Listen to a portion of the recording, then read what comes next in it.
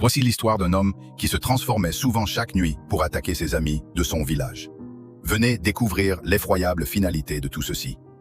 Dans un paisible village niché au cœur de la forêt gabonaise, vivait un homme nommé Ekambi. Le jour, Ekambi était un villageois ordinaire, aidant aux champs et partageant des histoires sous le grand baobab. Mais dès que le soleil se couchait, une terrible transformation s'opérait. Ekambi devenait un démon aux yeux rouges et aux griffes acérées, rôdant dans l'obscurité pour terroriser les villageois. Chaque nuit était une nuit de peur. Les cris perçaient le silence lorsque la créature attaquait, laissant derrière elle des blessures et une angoisse profonde. Les villageois vivaient dans la terreur, barricadant leur hutte dès que l'ombre gagnait du terrain. Les anciens se souvenaient de légendes parlant d'esprits maléfiques prenant forme humaine, mais jamais ils n'avaient imaginé une telle horreur dans leur propre village. Les guerriers du village, menés par le courageux chef Obiang, décidèrent de mettre fin à ce cauchemar. Ils se cachèrent dans l'ombre, leurs lances et leurs machettes serrées, attendant le moment où le démon se montrerait. Le moment était lourd de tension, le seul bruit étant le crissement des insectes et le souffle retenu des guerriers.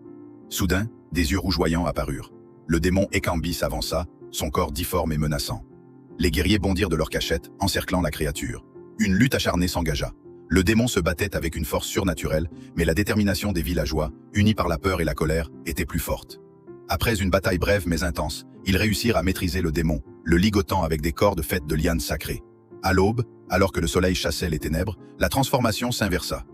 Le démon redevint Ekambi, un homme épuisé et terrifié, incapable de se souvenir des horreurs qu'il avait commises.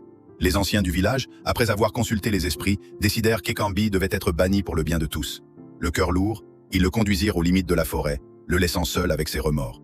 La paix revint enfin au village, mais la mémoire de l'homme qui se transformait en démon chaque nuit resta gravée dans les esprits, rappelant à jamais la fragilité de la frontière entre le monde des hommes et celui des esprits. Y a-t-il d'autres histoires que vous aimeriez entendre?